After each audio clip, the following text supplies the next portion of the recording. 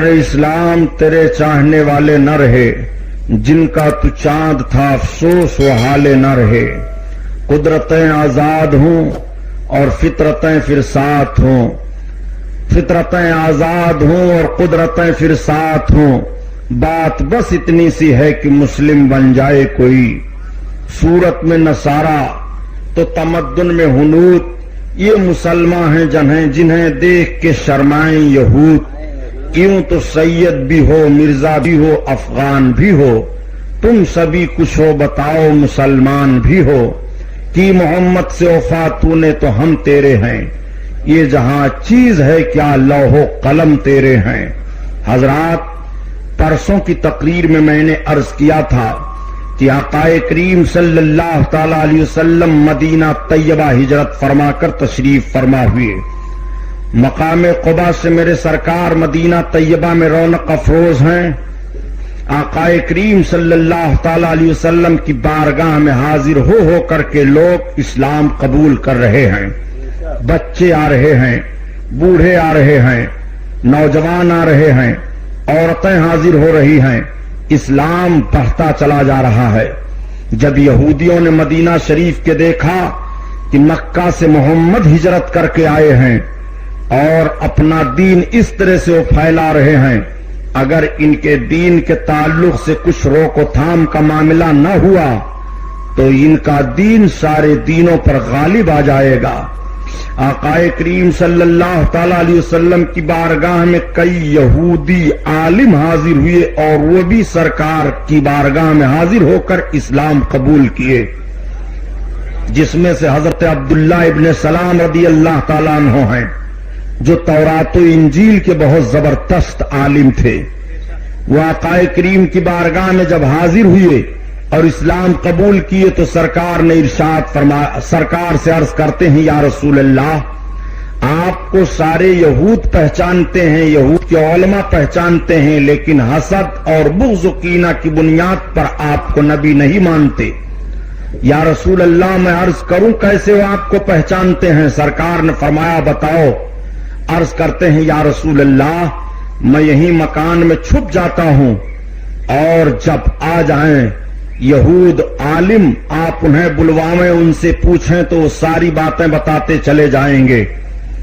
آئے، آقا کریم صلی اللہ علیہ وسلم نے بلوایا، چند یہودیوں کے عالم سرکار کی بارگاہ میں آئے۔ آقا کی طرف سے سوال ہوا کہ بتاؤ نبی آخر الزماں کی علامتیں کیا کیا ہیں؟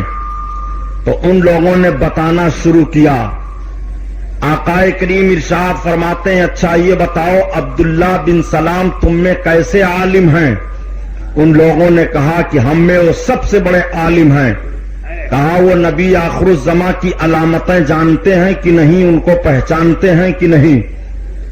کہا محمد عبداللہ بن سلام اگر اسلام لے آئیں تو پھر یہودیوں کو بتانے کی ضرورت نہیں پڑے گی، وہ تو اتنے زبردست عالم ہیں کہ ساری نشانیاں ان کو معلوم ہیں کہ نبی آخر الزماں میں کتنی نشانیاں ہوں گی۔ آقا کریم صلی اللہ تعالی علیہ وسلم سے وہ گفتگو کر ہی رہے تھے کہ تب تک مکان کے اندر سے حضرت عبداللہ بن سلام باہر آ گئے۔ انہوں نے عرض کیا اے علماء یہود، میں نے نبی کا کلمہ پڑھ لیا ہے، یہ نبی آخر الزماں ہیں۔ سرکار دو عالم صلی اللہ تعالی علیہ وسلم کے سامنے سے وہ بغض و کینہ کی بنیاد پر اٹھ کر کے چلے گئے۔ مدینہ شریف کے وہی یہودیوں کو بڑی سازش کرنی پڑی اور بہت تشویش ہو گئی کہ مذہب اسلام بڑھتا چلا جا رہا ہے، مذہب اسلام پھیلتا چلا جا رہا ہے۔ مذہب اسلام کے ماننے والے جو بھی محمد کے قریب آتے ہیں وہ اس طرح دین میں مضبوط ہو جاتے ہیں کہ کتنی بھی مصیبتیں ان کے اوپر ڈالی جائیں، کتنی بھی دقتیں ان کے اوپر ڈالی جائیں، لیکن وہ مصیبتوں اور دقتوں کی بنیاد پر اسلام کا کلمہ نہیں چھوڑ رہے ہیں۔ آقا کریم صلی اللہ تعالی علیہ وسلم تشریف فرما ہیں، ایک غول آتا ہے اسلام قبول کرنے کے لیے، اسلام قبول کیا چلا گیا۔ سرکار دو عالم صلی اللہ تعالی علیہ وسلم نے صحابہ کی ایک میٹنگ بلائی اور میٹنگ بلانے کے بعد آقا کریم فرماتے ہیں کہ گرد و نواح کی جتنی سلطنتیں ہیں، جتنی حکومتیں ہیں، ان سب کے نام خط روانہ کیا جائے اور ان کو اسلام کا کلمہ پہنچایا جائے۔ صحابہ نے عرض کیا یا رسول اللہ ہم اس پر راضی ہیں۔ آقا کریم صلی اللہ تعالی علیہ وسلم نے 14 سلاطینوں کے نام خط لکھوا کر کے روانہ فرمائے۔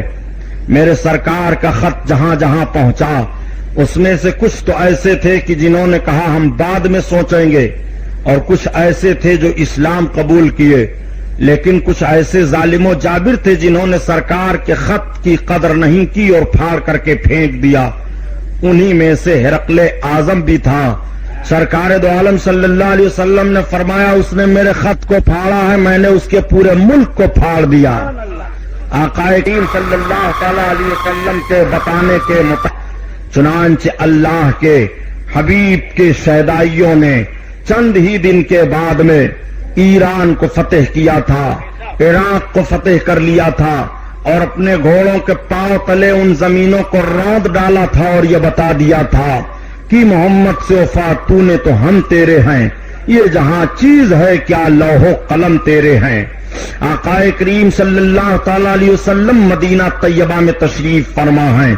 سرکار دو عالم صلی اللہ علیہ وسلم کی بارگاہ میں یہ کے بعد دیگرے تو لوگوں کی حاضری ہوتی ہی رہتی ہے، تمام قبیلوں کے لوگ حاضر ہوتے ہیں، تمام افراد وفد کی صورت میں حاضر ہوتے ہیں، اسلام قبول کرتے ہیں۔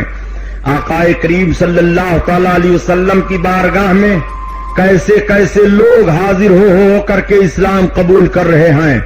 ایک صاحب حاضر ہوئے، انہوں نے عرض کیا محمد آپ نبی ہو؟ آپ نے فرمایا ہاں۔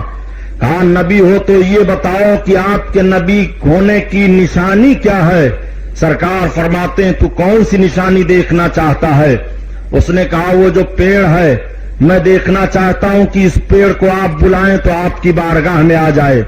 آقا نے فرمایا جا اس پیڑ سے کہہ دے کہ تجھ کو نبی نے بلایا ہے۔ ان کا بیان یہ ہے کہ میں آیا اس درخت کے قریب اور میں نے درخت سے کہا کہ تجھ کو نبی نے بلایا ہے۔ درخت کی کیفیت یہ ہوئی کہ درخت جھکا بائیں اور دائیں، اور پھر اس کے بعد درخت خود سے اکھڑ گیا اور سرکار کی بارگاہ میں چل کر کے حاضر ہوا۔ اس معجزہ کو دیکھ کر کے وہ اسلام کا کلمہ پڑھ کر کے اسلام میں داخل ہو گئے۔ نبی کونین صلی اللہ تعالی علیہ وسلم کو کہاں کہاں دیکھنا چاہتے ہو؟ اگر کسی نے معجزات کو طلب کیے اور معجزے کی بنیاد پر اپنے اسلام لانے کو رکھا تو آقا کریم صلی اللہ تعالی علیہ وسلم نے ان کے لیے معجزہ ظاہر فرمایا۔ میرے سرکار سراپا معجزہ ہیں، اسی لیے کہا گیا کہ ید بیضا حسن یوسف دم عیسیٰ ید بیضا داری آنچ خوبہ ہما دارند تو تنہا داری۔ یا رسول اللہ جو جو نبی ایک ایک وصف اپنے اندر رکھ رہے ہیں ان سارے نبیوں کے اوصاف کو تنہا آپ اپنے اندر رکھ رہے ہیں۔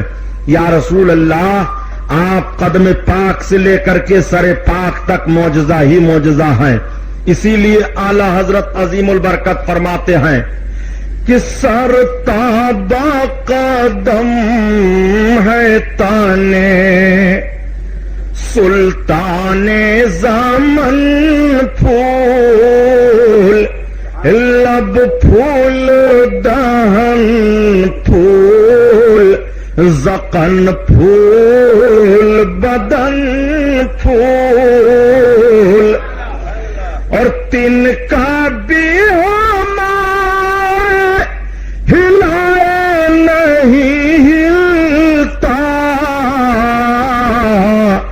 تم چاہو تو ہو جائے ابھی کوہ مہن پھول تم چاہو تو ہو جائے ابھی۔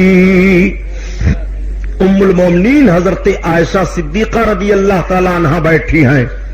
آج کئی روز کا عرصہ گزر گیا، سرکار دو عالم صلی اللہ تعالی علیہ وسلم کے گھر میں چولہے میں آگ نہیں جلی ہے۔ امہات المومنین پریشان ہیں۔ آقا کریم صلی اللہ علیہ وسلم نے ارشاد فرمایا عائشہ عرض کرتی ہیں ہاں یا رسول اللہ۔ سرکار فرماتے ہیں یا عائشہ لو شئت مئی لسارت جبال الذہب، اے عائشہ اگر میں چاہوں تو میرے ساتھ سونے کے پہاڑ چلائیں۔ اللہ اکبر، سرکار کے فرمان پر غور فرمائیے۔ مدینہ طیبہ میں بیٹھ کر کے میرے آقا ارشاد فرماتے ہیں عائشہ اگر میں چاہوں تو میرے ساتھ سونے کے پہاڑ چلائیں. اس کا مطلب سرکار دیکھ رہے ہیں کہ مدینہ میں سونے کے پہاڑ ہیں. آج بھی جغرافیائی طور سے اندازہ لگاؤ کہ سرکار نے اس حدیث پاک کو جہاں بیٹھ کر کے ارشاد فرمایا تھا اس سے دکھن سمت میں مدینہ شریف کے قریب میں ایک سونے کا پہاڑ ظاہر ہوا ہے جس کو آج بھی وہاں کی حکومت ابھی چھپائے ہوئی ہے. جب ضرورت پڑے گی تب وہاں سے سونا نکالا جائے گا. اس کا مطلب یہ ہے کہ میرے آقا صلی اللہ تعالی علیہ وسلم دیکھ رہے ہیں کہ مدینہ میں کہاں کہاں سونے کے پہاڑ ہیں. آقا فرماتے ہیں عائشہ اگر میں چاہوں تو میرے ساتھ سونے کے پہاڑ چلیں لیکن مجھے فقر کی زندگی پسند ہے, مجھے مسکین کی زندگی پسند ہے. اے عائشہ میں اسی زندگی کو پسند کرتا ہوں. آقا کریم صلی اللہ تعالی علیہ وسلم نے اپنی زندگی کے ہر ہر موڑ کو تعلیم امت کے لیے رکھا ہے تاکہ امتیوں کو تعلیم مل جائے اور امتی کامیاب ہو جائیں. امتیوں کو زندگی گزارنے کے لیے کوئی دقت اور کوئی پریشانی نہ ہو. آقا کریم صلی اللہ تعالی علیہ وسلم کی زندگی تمام امت کے لیے نمونہ عمل ہے. آپ ذرا غور فرمائیے, آقا صلی اللہ تعالی علیہ وسلم مدینہ طیبہ میں جلوہ افروز ہیں. آنے والے آ کر کے اسلام کا کلمہ پڑھ رہے ہیں, دریافت کرنے والے دریافت بھی کرتے ہیں, پوچھنے والے پوچھتے ہیں. میرے سرکار جب مکہ سے مدینہ طیبہ میں آئے تھے تو آقا کی عمر شریف کتنی تھی؟ میرے سرکار 50 برس کی عمر میں ہجرت کر کے مدینہ طیبہ آئے. 10 برس تک نبوت کے اعلان کی زندگی نبی نے مکہ میں گزاری ہے اور 13 برس تک میرے سرکار مدینہ طیبہ میں اعلان نبوت کی زندگی گزار رہے ہیں. نبوت والی زندگی سرکار کی 23 برس کی ہے اور مکمل زندگی پاک آقا کریم صلی اللہ تعالی علیہ وسلم کی 63 برس کی ہے. آقا صلی اللہ تعالی علیہ وسلم مدینہ طیبہ میں جلوہ افروز ہیں. آقا کریم صلی اللہ علیہ وسلم کو اطلاع دی جاتی ہے کہ یا رسول اللہ ابو سفیان اپنے مال تجارت کو لے کر کے مدینہ کے قریب سے فلاں راستے سے گزرنے والا ہے. آقا صلی اللہ تعالی علیہ وسلم نے صحابہ سے ارشاد فرمایا کہ ابو سفیان کا راستہ روکا جائے, اس لیے کہ ابو سفیان کے کچھ آدمیوں نے سرکار کے صحابہ کو ستایا تھا اور سرکار کے صحابہ کے کچھ اونٹوں کو لے کر کے چلے گئے تھے. آقا صلی اللہ علیہ وسلم کو جب پتا چلا کہ شام سے تجارت کر کے ابو سفیان آ رہے ہیں اور ان کا راستہ مدینہ کے قریب سے وہی ہے تو سرکار نے فرمایا راستہ روک لو.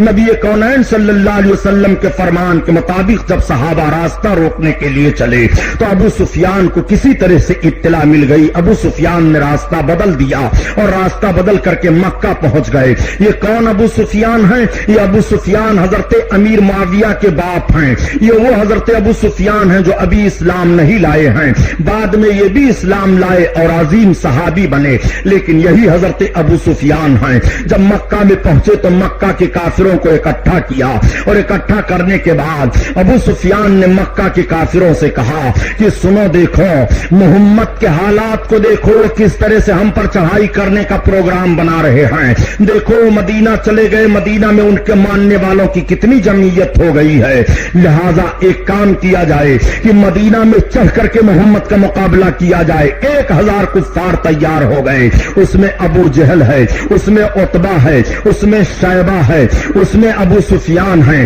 اس میں بڑے بڑے سردار مکہ کے ہیں, بڑے بڑے کافر ہیں. 1000 کی جمعیت لے کر کے مدینہ طیبہ کی طرف سرکار پر چڑھائی کرنے کے لیے یہ پہلا دستہ کافروں کو رسول اللہ صلی اللہ تعالی علیہ وسلم کے خلاف جا رہا ہے. یہ پہلی جنگ مذہب اسلام میں ہونے جا رہی ہے. پہلے جنگ کا نقشہ آپ سامنے رکھیں. آقا کریم صلی اللہ تعالی علیہ وسلم کو اطلاع مل جاتی ہے کہ کفاران مکہ 1000 کی تعداد میں مدینہ طیبہ پر چڑھائی کر رہے ہیں.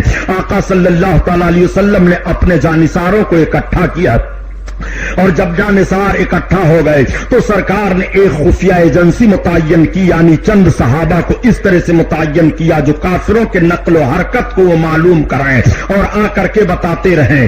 اب آپ ذرا ذہن و فکر پر زور لگائیے اور مجھے بتائیے، آج کچھ لوگ جب کہہ دیا کرتے ہیں کہ جناب ہمیں جفا کشی سے مطلب کیا ہے، ہم تو عبادت و ریاضت میں رہیں گے، میں آپ سے پوچھنا چاہتا ہوں نبی سے زیادہ عابد و زاہد کون ہوگا؟ نبی کونین سے بڑا عبادت گزار کون ہوگا؟ میرے سرکار سے زیادہ نماز پڑھنے والا کون ہوگا؟ نبی سے زیادہ صابر و شاکر کون ہوگا؟ لیکن دیکھو میرے سرکار کی مقدس زندگی نمونہ عمل ہے، ایک طرف نبی عبادت والی زندگی تمہیں دے رہے ہیں تو دوسری طرف نبی کی جنگ والی زندگی بھی ملاحظہ کرو، ایک طرف نبی کونین صلی اللہ علیہ وسلم کے صبر و شکر والی بھی زندگی مطالعہ کرو اور دوسری جانب نبی کونین مقام بدر میں تلوار لے کر کے صحابہ کی جمعیت لے کر کے جا رہے ہیں۔ میں آج ان لوگوں کا ذہن و فکر چاہتا ہوں جو بڑی آسانی سے بیان کر دیا کرتے ہیں کہ نبی تو دشمنوں کو بھی دعائیں دیا کرتے تھے، نبی تو گالیاں سن کر کے بھی برداشت کر لیا کرتے تھے۔ حرام خور یہ نبی کی کس طرح کی سیرت بیان کر رہا ہے، تو نبی کی عظمت کا کھلواڑ کر رہا ہے۔ صحیح ہے، نبی نے دشمنوں کو دعائیں دی ہیں، نبی کونین نے اپنے دشمنوں کی گالیاں برداشت کی ہیں، مگر نبی کے دشمن دو طرح کے تھے۔ ایک دشمن تو وہ تھے جو نبی کونین کے مشن کے دشمن تھے اور ایک دشمن وہ تھے جو نبی کونین کے مشن کے اور نبی کی عظمت اور جان کے بھی دشمن تھے۔ جو نبی کے مشن کے دشمن تھے انہیں اسلام لانے کی توفیق ہو جاتی ہے، جیسے ابو سفیان وغیرہ کی جماعت ہے یہ اسلام قبول کر لیتے ہیں، اور جو نبی کے مشن کے بھی دشمن ہیں اور نبی کی عظمت اور نبی کے جان کے بھی دشمن ہیں وہ ابو لہب ابو جہل کی جماعت ہے جنہیں اسلام کی توفیق نہیں ملتی ہے۔ نبی کونین نے اس دشمنوں کو معاف کیا ہے جو نبی کی عظمت نہ جانتے ہوئے نبی کے مشن کی مخالفت کر رہے تھے، نبی نے ان کے جرموں کو معاف کیا ہے، اور جو نبی کی عظمت کو جانتے ہوئے بھی نبی کی شان میں گستاخیاں کرتے تھے نبی کونین نے ان کو خانہ کعبہ کے اندر قتل کروایا ہے۔ تاریخ میں بتا رہا ہوں، نوٹ کرو، اگر حوالہ غلط ثابت ہو تو جو چور کی سزا وہ ہماری، نبی کی سیرت سننے بیٹھے ہو، آؤ دیکھو اپنے آقا صلی اللہ تعالی علیہ وسلم کی سیرت ملاحظہ کرو۔ نبی کونین نے خفیہ ایجنسی متعین فرمائی تھی، صحابیوں نے آ کر کے عرض کیا یا رسول اللہ 1000 کی جمعیت لے کر کے مقام بدر کے قریب پہنچنے والے ہیں کفاران مکہ۔ یہ بدر کا مقام کہاں ہے؟ مدینہ شریف سے 5 کلومیٹر کی دوری پر یا 15 کلومیٹر کی دوری پر یا 9 کلومیٹر کی دوری پر ہے، بہرحال مجھے صحیح نہیں معلوم ہے۔ مدینہ شریف کے قریب ہی مقام بدر ہے، وہاں پر پہاڑی کے دامن میں آ کر کے کفاران مکہ ٹھہر جاتے ہیں۔ آقا کریم صلی اللہ علیہ وسلم کو اطلاع ملی، میرے سرکار نے اپنے صحابہ کا اجتماع کیا، اکٹھا ہوئے صحابہ، مگر بہت ہی غربت و افلاس کے حال میں صحابہ ہیں، کسی کے پاس تلوار ہے، کسی کے پاس ڈھال ہے، کوئی ننگے پیر ہے، کسی کے پاس ایک ہی کپڑا ہے، کسی کو آج کھانے کے لیے ہے تو کوئی جا رہا ہے محنت و مشقت کرنے کے لیے۔ ایسی حالت میں 313 لوگ اکٹھا ہوئے، جو چھوٹے چھوٹے بچے تھے وہ بھی سرکار کی بارگاہ میں آ گئے، یا رسول اللہ ہمیں بھی اجازت دیجئے، ہم بھی میدان جنگ میں چلیں گے جنگ کرنے کے لیے کافروں سے۔ آقا کریم صلی اللہ علیہ وسلم نے ارشاد فرمایا ان چھوٹے بچوں کو میدان جنگ میں جانے کی اجازت نہیں ہے۔ عورتیں نکل آئیں، یا رسول اللہ ہم میدان جنگ میں چلیں گی۔ آقا نے فرمایا نہیں، عورتوں پر جہاد نہیں ہے، عورتیں مکان میں اپنے رہیں، میدان جنگ میں انہیں جانے کی ضرورت نہیں ہے۔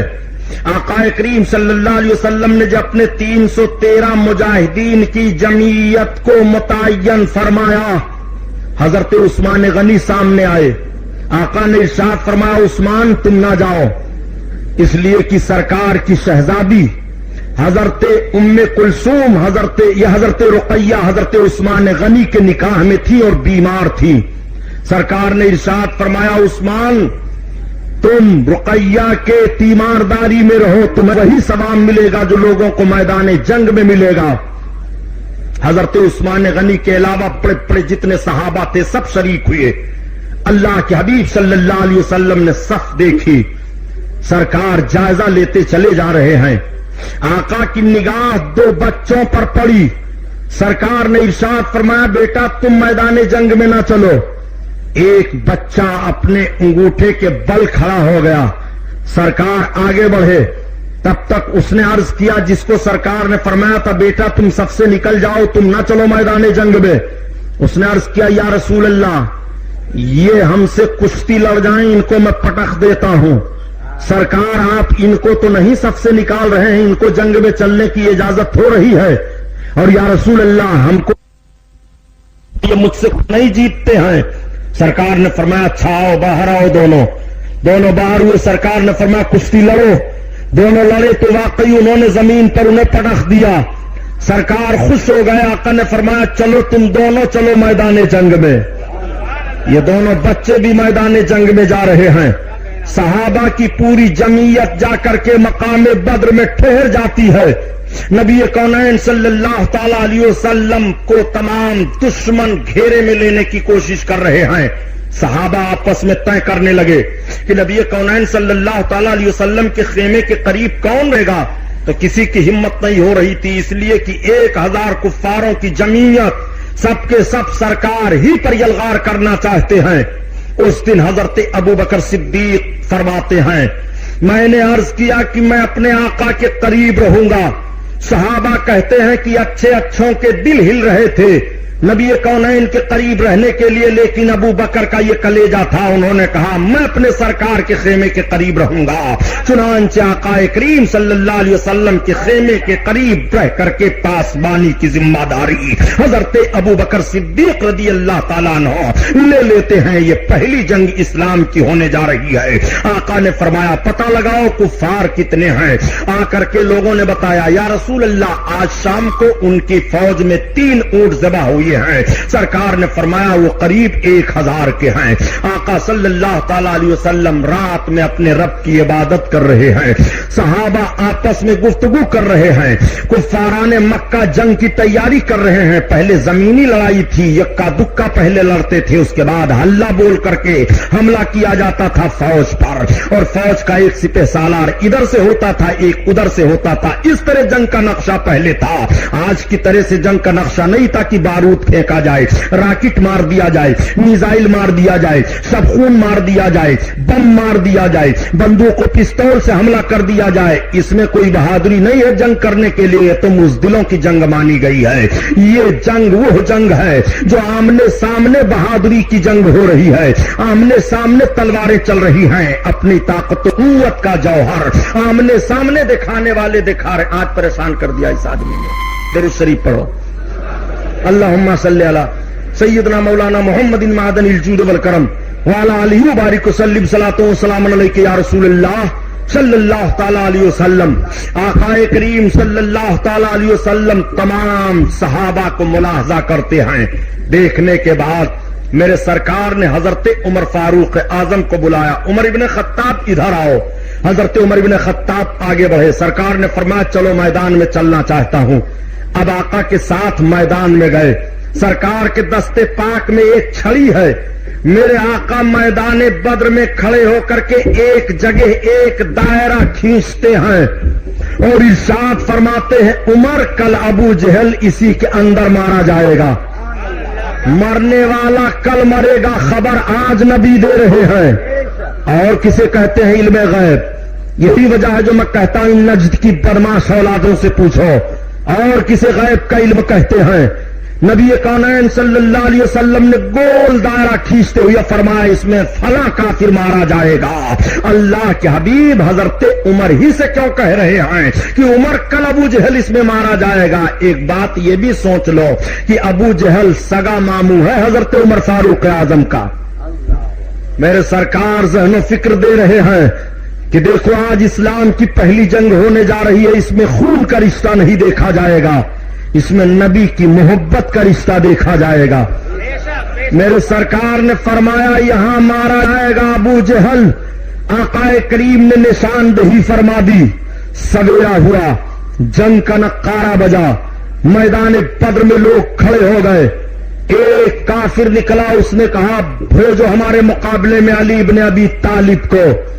ایک نکلا اس نے کہا بھیجو ہمارے مقابلے میں حمزہ کو، شیبہ نکلا اس نے کہا ہم حمزہ سے لڑیں گے، امیہ نکلا اس نے کہا بھیجو ہمارے مقابلے میں۔ اس طرح کے بڑے بڑے سرداران مکہ جو کافر تھے نکل کر کے میدان میں آئے۔ ابو سفیان کی قیادت ہے، ابو جہل ورغلا رہا ہے، نبی کونین صلی اللہ تعالی علیہ وسلم کے صحابہ جانثاری پیش کرنے کے لیے حاضر ہیں۔ میں آپ سے پوچھنا چاہتا ہوں، آج تم سرکار کی ذات پر اعتراض کر کے اتنا سوچ لیتے ہو کہ نبی کو یہ نہیں معلوم تھا، نبی یہ نہیں کر سکتے، نبی وہ نہیں کر سکتے۔ اور صحابہ کا عقیدہ کیسا تھا؟ کیا صحابہ نے یہ سوچا تھا کہ یہ نبی طاقت والے ہی ہوتے تو ہمیں کافروں کے مقابلے میں لڑنے کی ضرورت کیا تھی؟ محمد جب تمہارے اندر اتنی طاقت نہیں ہے کہ تم ابو جہل کو بلا لڑے بھیڑے زمین پر مار سکو تو ہم تمہارا ساتھ نہیں دیں گے، یہ سوچ سکتے تھے، لیکن نہیں۔ صحابہ کا ایمان ہے، صحابہ دیکھ رہے ہیں کہ یہ مذہب اسلام ہے، نبی کی زندگی امتیوں کے لیے نمونہ عمل ہے، نبی وہی فرما دیتے تو سارے کافروں کو زمین نگل جاتی، لیکن نبی کی زندگی نمونہ عمل ہے۔ نبی کے حیات ظاہری کے بعد بھی اسلامی جنگیں ہونی ہیں، اس لیے آج جنگ ہو رہی ہے تاکہ اسلام کے ماننے والوں کو ذہن مل جائے اور اسلام کے ماننے والوں کو فکر مل جائے کہ نبی کے نام پر اس طرح سے قربان ہوا جاتا ہے کہ صحابہ نبی کو دیکھتے ہوئے نبی کے نام پر قربان ہو رہے ہیں، اور آج ہمارے درمیان میں میرے آقا ظاہری نگاہوں کے سامنے نہیں ہیں، آج بھی ہم اس میں محمد پر مرنے کے لیے تیار ہیں۔ قوت عشق سے ہر پست کو بالا کر دے اور دہر میں اس میں محمد سے اجالا کر دے۔ آقا کریم صلی اللہ علیہ وسلم کے جانثار کے بعد دیگر کافروں سے جنگ شروع ہوئی۔ نبی کونین اپنے خیمے میں ہیں، حضرت ابوبکر صدیق اپنی تلوار لے کر کے سرکار کے خیمے کے گرد گھوم رہے ہیں۔ میرے سرکار نے اپنے سر کو سجدہ میں رکھا، عرض کیا پروردگار یہ 313 تیرے نہتھے بندے ہیں، اگر آج یہ اس میدان میں شکست کھا گئے تو پھر دنیا میں تیرا سجدہ کون کرے گا؟ مولا تیرا نام کون لے گا؟ اے پروردگار اپنے ان بندوں کو تو فتح و نصرت عطا فرما، اپنا وعدہ پورا فرما دے۔ رب قرآن میں بیان فرماتا ہے 1000 فرشتوں کی لشکر اتر جاتی ہے صحابہ کی مدد کے لیے۔ میدان بدر میں حضرت حمزہ نے شیبہ کو مارا، حضرت بلال نے اپنے اس کفران حالت میں آقا امیہ غلام کو امیہ کو مارا، بڑے بڑے صحابیوں نے بڑے بڑے کافروں کو مارا۔ میدان بدر کا نقشہ بدل دیا، تلوار اس طرح سے چل رہی تھی، جنگ ایسے ہو رہی تھی کہ ایک صحابی ہیں، ایک دشمن کا تیر لگا ان کی آنکھ نکل آئی، آنکھ کا ڈھیلا لیا اور لے کر کے سیدھے سرکار کی بارگاہ میں حاضر ہو گئے۔ یا رسول اللہ دشمن کا تیر میری آنکھ میں لگ گیا، میری آنکھ نکل آئی ہے۔ آقا نے فرمایا لاؤ آنکھ مجھے لاؤ۔ آنکھ انہوں نے سرکار کے دستے پاک میں رکھ دیا۔ آقا فرماتے آؤ قریب آؤ، جب قریب گئے تو سرکار نے اپنا لعاب شریف لیا اور ان کے آنکھ کے گڑھے میں لگا کر کے آنکھ کو بیٹھا دیا۔ صحابی بیان فرماتے ہیں فوراً زخم ختم ہو گیا اور اس آنکھ سے اتنی روشنی ہو گئی کہ پہلے والی آنکھ سے اس آنکھ سے میں زیادہ دیکھنے لگا۔ یہ نبی کونین کی طاقت و قوت ہے۔ مقام بدر میں جنگ ہو رہی ہے، مرہم پٹی بھی ہو رہی ہے۔ مقام بدر میں صحابہ نے یہ نہیں جانا تھا نبی مجبور ہیں، وہاں کوئی اسپتال نہیں تھا کہ نبی کی بارگاہ میں ہم کیسے جائیں۔ ایک صحابی دوڑے دوڑے آئے، عرض کرتے ہیں یا رسول اللہ میری تلوار ٹوٹ گئی ہے، میرے ہاتھ میں اگر کوئی مجھے تلوار مل جائے تو میں کافروں کے مقابلے میں اور لڑوں گا۔ ایک کھجور کی لکڑی پڑی تھی، نبی نے اس کھجور کی لکڑی کو اٹھایا، کہا لو یہ تمہارے لیے تلوار ہے۔ صحابی بیان کرتے ہیں کہ جیسے میں نے اپنے ہاتھ میں کھجور کی لکڑی لیا وہ حقیقت میں تلوار بن گئی اور وہ لے کر کے میدان جنگ میں چلے گئے۔ اللہ اکبر! اس طرح سے دیوانے اپنے آقا کے معجزات کو بھی دیکھ رہے ہیں۔ اسی لیے تو اعلی حضرت عظیم البرکت فرماتے ہیں تم اپنے نبی کو دیکھنا چاہتے ہو، تم اپنے نبی کو کس کس موڑ پر دیکھو گے، کہاں کہاں دیکھو گے؟ اپنے نبی کی عظمت تم جاننا چاہتے ہو، تمہارے نبی کی عظمت کا حال تو یہ ہے کہ تم نبی کو جان ہی نہیں سکتے نبی کی حقیقت کیا ہے، اور نبی کونین صلی اللہ علیہ وسلم کا مقام و مرتبہ مرتبہ وقار کیا ہے. نبی کی بارگاہ میں ایک صحابی پھر حاضر آئے اور عرض کرتے ہیں یا رسول اللہ میرا پاؤں ٹوٹ گیا ہے. سرکار نے فرمایا آؤ قریب آؤ. جب قریب گئے تو سرکار نے اپنا لعاب شریف لیا, تھوک مبارک, اور ان کے پاؤں کی ہڈی جوڑ کر کے مبارک تھوک کو لگا دیا, پاؤں ٹھیک ہو گیا. وہ میدان میں بھاگے دوڑے چلے جا رہے ہیں.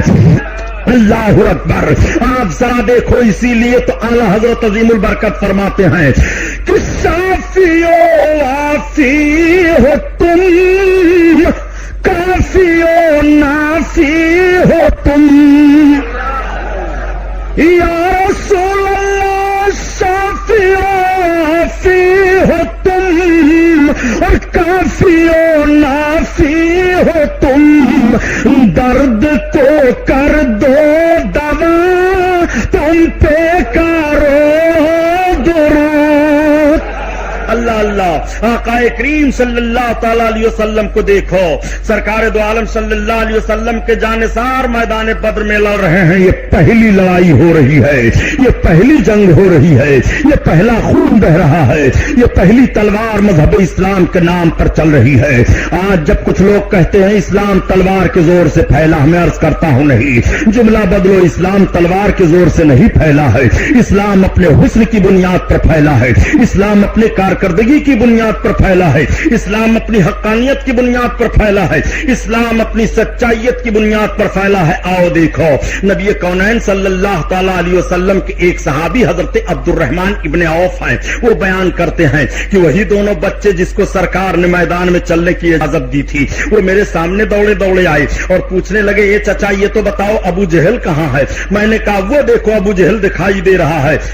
حضرت عبد الرحمن کہتے ہیں وہ دونوں بچے ابو جہل کی طرف جھپٹ پڑے اور اتنی تیزی سے ابو جہل کی طرف گئے کہ ابو جہل سنبھل نہ سکا اور بچوں نے تلوار سے حملہ کر دیا. حضرت عبد الرحمن کہتے ہیں میں نے ان بچوں سے پوچھا بیٹو تم کیا کرو گے ابو جہل کو پوچھ کر کے, وہ تو فوج کی سرداری کر رہا ہے. تو ان بچوں نے جواب دیا, اس کو شاعر نے اپنے اشعار میں اس طرح سے بتایا ہے کہ قسم کھائی ہے مر جائیں گے یا ماریں گے ناری کو, اور سنا ہے گالیاں دیتا ہے محبوب باری کو. وہ دونوں بچے جھپٹ کر کے ابو جہل پر حملہ آور ہوئے, اور جب ابو جہل پر حملہ آور ہوئے تو سنبھل نہ سکا, بچوں نے زخمی کر دیا, وہ زمین پر گر پڑا. حضرت عبداللہ ابن مسعود پہنچ کر کے ابو جہل کی گردن کاٹ دیتے ہیں. جنگ کا نقشہ بدل گیا, جنگ مسلمانوں نے جیت لی, کفار بھاگنے لگے. آقا کریم صلی اللہ علیہ وسلم کے جانثاروں نے گرفتار کرنا شروع کیا. 70 لوگوں کو گرفتار کر لیا اور کافی لوگ مارے گئے.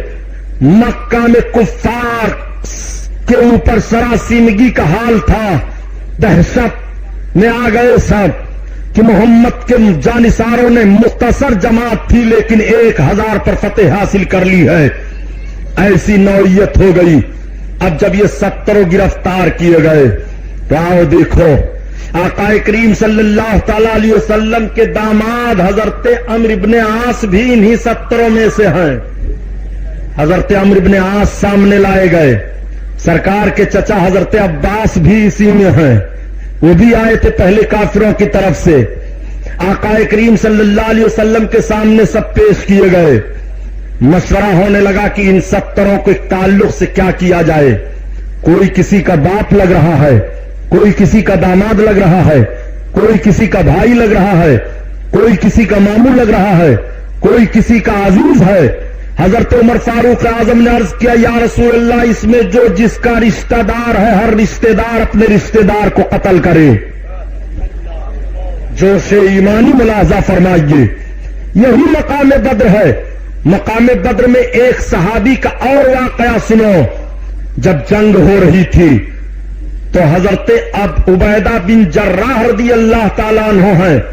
حضرت عبیدہ بن جراح ان 10 صحابیوں میں سے ہیں جن کو ان کی زندگی میں سرکار نے جنت کی بشارت دے دی ہے, جن کو عشرہ مبشرہ کہا جاتا ہے.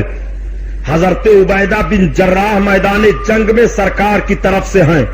اور ان کے باپ عبداللہ کافروں کی طرف سے ہے. میدان جنگ میں حضرت عبیدہ کی تلوار کی چھاؤں میں عبداللہ آ گئے. حضرت عبیدہ نے قتل کر دیا اپنے باپ کو. اور جب اپنے باپ کو قتل کیا لوگوں نے دیکھا تو کہا عبیدہ تیرا باپ عبداللہ. تو حضرت عبیدہ بن جراح کہتے ہیں لا بھی عبداللہ انا عبیدہ بن الجراح. میرا باپ عبداللہ نہیں ہے، میں جراح کا بیٹا ہوں. انہوں نے اپنی نسبت اپنے دادا کی طرف کر دی ہے. ایمان والے کو اتنا بھی گوارا نہیں ہے کہ اپنی نسبت وہ اپنے کافر باپ کی طرف کریں. یہ محبت کا رشتہ ہے، یہ ایمان کا رشتہ ہے. میدان جنگ میں اپنی تلوار سے اپنے باپ کو مارا. حضرت عبیدہ رضی اللہ تعالیٰ عنہ وہ ہیں جن کو امین الامت کہا گیا ہے. اور سنو، آقا کریم صلی اللہ تعالی علیہ وسلم نے فرمایا ابو بکر کیا مشورہ ہے؟ حضرت ابو بکر عرض کرتے ہیں یا رسول اللہ فدیہ لے کر کے ان سب کو چھوڑ دیا جائے. چنانچہ یہی مشورہ طے ہوا کہ فدیہ لیا جائے. حضرت عباس کو سرکار نے بلایا، کہا آپ فدیہ دے سکتے ہیں؟ انہوں نے کہا میرے بھتیجے محمد میرے پاس کچھ نہیں ہے. سرکار نے فرمایا کچھ نہیں ہے؟ کہا نہ. سرکار فرماتے ہیں کیوں آپ ہیلا کر رہے ہیں؟ جب آپ اپنے گھر سے چلنے لگے تھے تو آپ نے ام الفضل یعنی چچی کو بلایا تھا اور آپ نے 1000 درہم دیا تھا اور کہا تھا کہ یہ تم چھپا کر کے رکھ لو، میرے تیرے علاوہ کوئی نہیں جانتا. اگر میں میدان جنگ میں مارا گیا تو تمہارے خرچہ کے لیے ہے، اور اگر میں بچ کر کے آیا تو کوئی بات نہیں. بتاؤ صحیح ہے کہ نہیں؟ حضرت عباس کہتے ہیں سرکار کے چچا کی واقعی اس وقت کوئی نہیں تھا، میں نے جان لیا کہ محمد نبی ہیں. اور کیسا علم غیب چاہیے. نبی کونین صلی اللہ تعالی علیہ وسلم نے حضرت عمرو بن عاص سے فرمایا تمہارا فدیہ کیا ہے؟ سرکار نے حضرت زینب اپنی بیٹی کو جو ہار دیا تھا نکاح کے وقت، سرکار کی بیٹی وہی ہار اپنا بھیجوا دیتی ہیں. آقا کریم جب دیکھتے ہیں تو آنکھوں میں آنسو آ گئے. آقا فرماتے عمرو بن عاص کیوں نوشتے تقدیر سے لڑ رہے ہو؟ حضرت عمرو بن عاص کو چھوڑ دیا گیا. بعد میں یہ اسلام لائے. حضرت عباس اسلام قبول کیے. جو کفار بھاگ گئے تھے اس میں سے بھی اکثر و بیشتر سب اسلام لائے، مگر کچھ ایسے بھی گرفتار ہوئے تھے جو پڑھے لکھے تھے، ان کے پاس کچھ تھا نہیں. نبی کونین نے ارشاد فرمایا کہ جو پڑھے لکھے لوگ ہیں وہ جو مسلمان پڑھے نہیں ہیں ان کو پڑھنا سکھا دے، مسلمانوں کے بچوں کو لکھنا سکھا دے. ان کا فدیہ یہی ہے. یہیں سے سمجھو کہ تعلیم پر کتنا زور نبی نے دیا ہے کہ مقام بدر میں جب کفار گرفتار کیے گئے تھے تو سرکار نے اس میں سے جو پڑھے لکھے تھے ان کا فدیہ یہی رکھا تھا کہ تم مسلمان بچوں کو پڑھا دو، ان مسلمانوں کو پڑھنا لکھنا سکھا دو جو نہیں جانتے ہیں، تمہارے لیے یہی فدیہ ہے. آقا کریم صلی اللہ تعالی علیہ وسلم نے اس طرح سے ادا فرمایا. کفاروں کو بڑی تشویش تھی کہ محمد کامیاب ہو گئے. مدینہ طیبہ میں ایک عجیب ہلچل ہے. یہودیوں کو بڑی دقتوں کا سامنا کرنا پڑا. آئے دن میرے سرکار کے معجزات کو دیکھتے رہتے تھے اور دیکھ کر کے دیکھتے تھے کہ اسلام پھیل رہا ہے، اسلام بڑھتا چلا جا رہا ہے. دوسری جنگ کی تیاری ہونے لگی. آج جب لوگ کہہ دیا کرتے ہیں مذہب اسلام تلوار کے زور سے پھیلا ہے، میں کہتا ہوں جتنے بڑے بڑے کفار تھے ان سب کی تاریخ پڑھ ڈالو، کسی کے اوپر تلوار کا زور نہیں ہوا ہے. وہ اپنے تلوار کی آزمائش کر چکے ہیں. جب ان کی تلواریں مڑ گئی ہیں، جب ان کے طاقت جواب دے چکے ہیں، وہ بارگاہ رسالت میں حاضر ہو کر کے اسلام قبول کر لیے ہیں. اسلام تلوار کے زور سے نہیں پھیلا ہے. اسلام کے پھیلنے کا حال یہ ہے کہ اسی ہندوستان میں جب سرکار خواجہ غریب نواز آئے، اجمیر شریف سے دلی آئے تو 35,000 لوگوں کو کلمہ پڑھا دیا تھا، اور دلی سے جب اجمیر جا رہے ہیں تو 35,000 کو کلمہ پڑھا دیا تھا. ایک سفر میں غریب نواز نے 70,000 کو کلمہ پڑھا کر کے اسلام میں داخل فرمایا تھا. یہ کہاں کی تلوار ہے جو کلمہ پڑھنے پر مجبور کر رہی ہے؟ یہ کون سی تلوار ہے جس نے کلمہ پڑھایا ہے؟ یہی وجہ ہے کہ کہنا پڑ رہا ہے کہ اسلام نے خون کا احترام کیا ہے. اسلام نے بیجا طور پر کسی کا خون نہیں بہایا کیا ہے. اسلام نے تو اتنا احترام کیا ہے, اتنا احترام کیا ہے کہ نبی کونین فرماتے ہیں مجھے یہ گوارا ہے کہ آسمان گر جائے اور زمین دھس جائے, مگر مجھے یہ گوارا نہیں ہے کہ کسی انسان کا خون زمین پر بہے. پھر یہ تلواریں کیوں چلی ہیں, پھر یہ جنگیں کیوں ہوئی ہیں, پھر یہ نقشہ کیوں مرتب کیا گیا, پھر ان سب کو کیوں کاٹا گیا؟ آپ ذرا فطری طور پر سوچ لیجئے.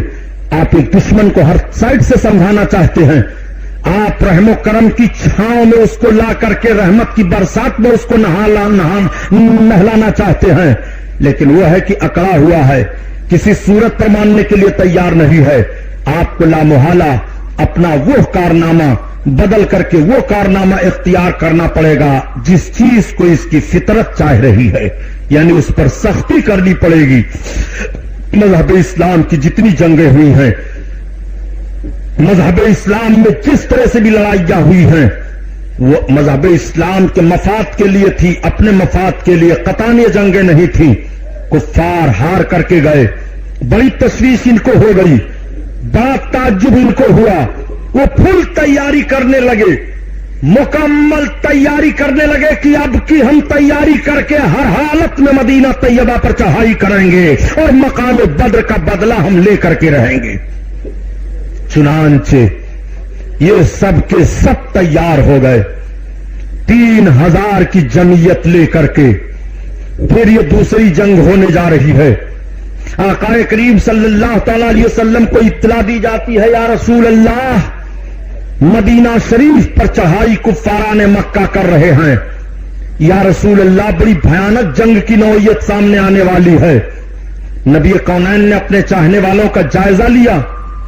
آقا کریم صلی اللہ تعالی علیہ وسلم نے جائزہ لیا, 1000 کی جمعیت تیار ہو گئی. ایک طرف 3000 ہیں, ادھر 1000 کی جمعیت ہے. سرکار نے خفیہ ایجنسی کو بھیجا کہ پتہ لگاؤ وہ کہاں آ کر کے ٹھہرے ہیں. پتہ چلا کہ بالکل مدینہ شریف کے قریب آ گئے ہیں, مقام احد میں. یہ وہی احد ہے جہاں پر حاجی لوگ زیارت کرنے کے لیے جاتے ہیں. مدینہ شریف سے چند کلومیٹر کی دوری پر مقام احد ہے. آقا کریم صلی اللہ تعالی علیہ وسلم اپنے جانثاروں کو اکٹھا کرتے اور اکٹھا کر کے لے کر کے نکلے. سرکار تھوڑی دور چلے تھے کہ تب تک ایک منافق عبداللہ ابن ابی سامنے آیا. اس نے کہا, محمد آپ اپنے بعد نبوت کی جانشینی ہمیں دیجیے تو میں آپ کا ساتھ دوں گا. نبی کونین صلی اللہ علیہ وسلم نے فرمایا, یہ تو کیا کر رہا ہے؟ اس نے کہا, اگر آپ یہ اقرار نہیں کرتے ہیں تو میں آپ کا ساتھ نہیں دوں گا. سرکار نے فرمایا, مجھے تیرے ساتھ کی کوئی ضرورت نہیں ہے. وہ مردود اپنے حوالیوں موالیوں کو لے کر کے اس میں سے نکل گیا. جتنے منافقین تھے, جتنے اس طرح جنگ سے بھاگنے والے تھے, وہ سب کے سب نکل گئے. مختصر جماعت میرے آقا صلی اللہ علیہ وسلم کے جانثاروں کی بچتی ہے. تعداد 700 کی بتائی جا رہی ہے. 1700 لوگ چل رہے تھے. 1000 کی جمعیت کا معاملہ تھا, لیکن میرے آقا صلی اللہ علیہ وسلم اب صرف 700 کو لے کر کے آگے بڑھ رہے ہیں. مقام احد میں سرکار بھی پہنچی. سرکار دو عالم صلی اللہ تعالی علیہ وسلم نے احد پہاڑی کے درمیان اپنے خیموں کو لگوانا شروع کیا. میرے آقا نے پہاڑیوں کا جائزہ لیا. جن حاجیوں نے احد کو دیکھا ہے تو احد کے میدان میں ایک چھوٹا سا پہاڑ ہے جو تھوڑا سا اونچا دکھائی دے رہا ہے. اس کے پورب سائٹ میں کفاران نے اپنے خیموں کو لگانا شروع کیا, اور جس طرف سے پہاڑی کا درہ پایا جاتا ہے نبی کونین نے ادھر اپنے جانثاروں کے خیموں کو لگوانا شروع کیا. سرکار نے پہاڑی کا جائزہ لیا. جائزہ لینے کے بعد آقا ارشاد فرماتے ہیں, دیکھو یہ درہ ہے پہاڑی کا, 50 تیر انداز یہاں فٹ ہو جاؤ. تمام مجاہدین کو شکست ہو یا فتح ہو, تم لوگ جب تک میں نہ کہوں گا اپنی جگہ سے ہٹنا نہیں. صحابہ کی 50 نفری جماعت کو آقا نے متعین فرما دیا. سارے لوگ تیر لے کر کے کھڑے ہو گئے. مقام احد میں جنگ کا معاملہ سامنے آیا. بڑی بھیانک جنگ ہوئی. ایسی بھیانک جنگ ہوئی, جم کر کے مسلمانوں نے جنگ کی ہے. سرکار پر کفار مل کر کے تیر برسانے لگے تو حضرت سعد بن وقاص جن کا بیٹا عمرو ہے، جس مردود نے کربلا کے میدان میں سرکار کے نواسے امام حسین پر تیر چلایا تھا، اس کے باپ کا حال دیکھیے حضرت سعد بن وقاص کا، یہ بھی عشرہ مبشرہ میں سے ہیں۔ یہ سرکار کے سامنے کھڑے ہو گئے اور کافروں کے تیر کو روکتے تھے اور بڑے تیر انداز تھے، یہ تیر مارتے تھے۔ آقا فرماتے تھے لو سعد اور تیر مارو، لو سعد اور تیر مارو، لو سعد اور تیر مارو۔ حضرت سعد تیر مارتے جاتے تھے، آقا فرماتے تھے اے سعد میرے ماں باپ تیرے اوپر قربان ہو تو کافروں پر تیر مارتا جا۔ حضرت سعد نے اتنا تیر چلایا کہ کافروں کو پیچھے ہٹا دیا۔ میدان جنگ کا نقشہ دیکھو، مقام احد میں مولا کائنات کی تلوار چل رہی تھی۔ اس دن حضرت مولا علی نے بہادری کے وہ جوہر دکھائے کہ جب حضرت مولا علی کی تلوار چلتی تھی تو غیب سے آواز آتی تھی لا فتح الا علی لا سیف الا ذوالفقار، شاہ مردہ شیر یزداں قوت پروردگار، لا فتح الا علی لا سیف الا ذوالفقار۔ علی جیسا کوئی جوان نہیں ہے، ذوالفقار جیسی کوئی تلوار نہیں ہے۔ علی شیر خدا ہے، علی رب کے شیر ہے، شاہ مردہ شیر یزداں قوت پروردگار، علی پروردگار کی قوت ہے۔ یہ میدان احد میں غیب سے آواز مولا کائنات کے لیے آ رہی تھی۔ وہ حضرت علی نے طاقت و قوت کے جوہر دکھائے تھے کہ کافروں کا چھکے چھوڑا دیے تھے۔ سرکار کے چچا حضرت حمزہ بڑی بہادری سے لڑے، مسلمانوں کو فتح ہو گئی، کفار بھاگنے لگے، اور جب کفار بھاگنے لگے تو یہ سب لوگ مال غنیمت سمیٹنے لگے۔ یہ تو مال غنیمت سمیٹ رہے تھے اور جو 50 تیر انداز پہاڑی کے درے پر تھے، ان لوگوں نے دیکھا کہ اب تو فتح ہو ہی گئی، کفار سب بھاگ رہے ہیں، مال غنیمت سمیٹا جا رہا ہے، چلو ہم لوگ بھی مال غنیمت سمیٹنے میں ہو جائیں۔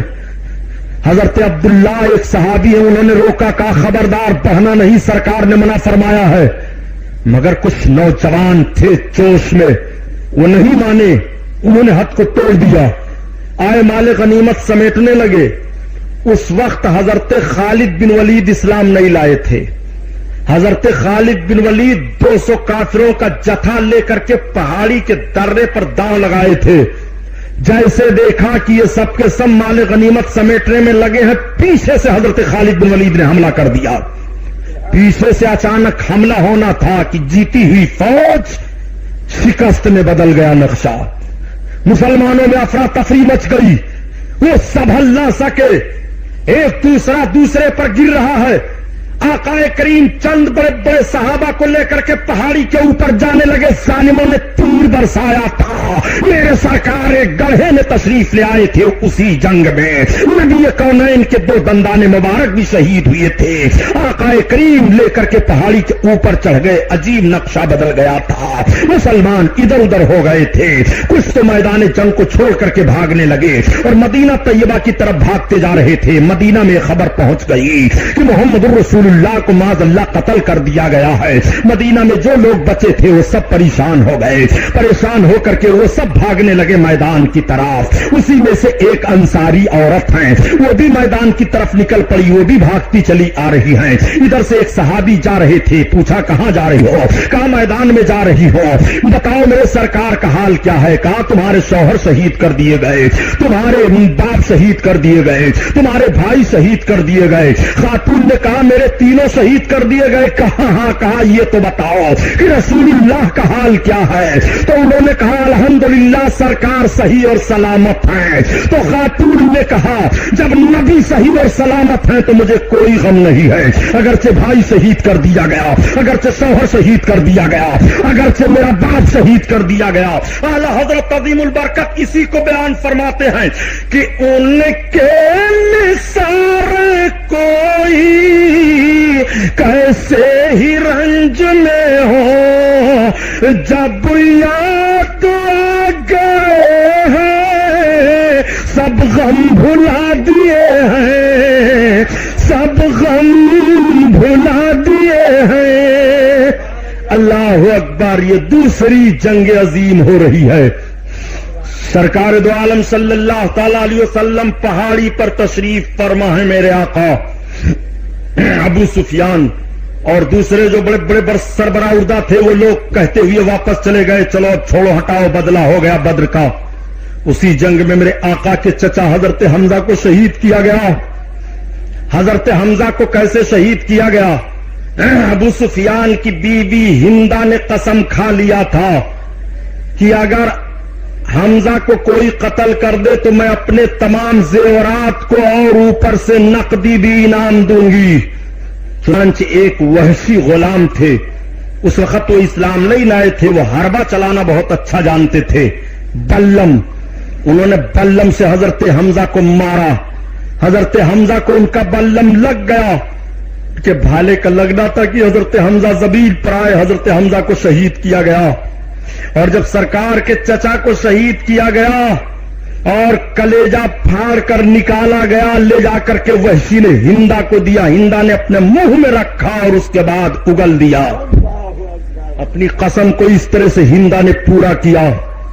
میرے سرکار جب جنگ ختم ہوئی کافر چلے گئے تو شہداء کی جسموں کو اکٹھا کروایا، اور جب چچا کے جسم کو اکٹھا کروایا تو آقا کی آنکھیں بھیگ گئیں.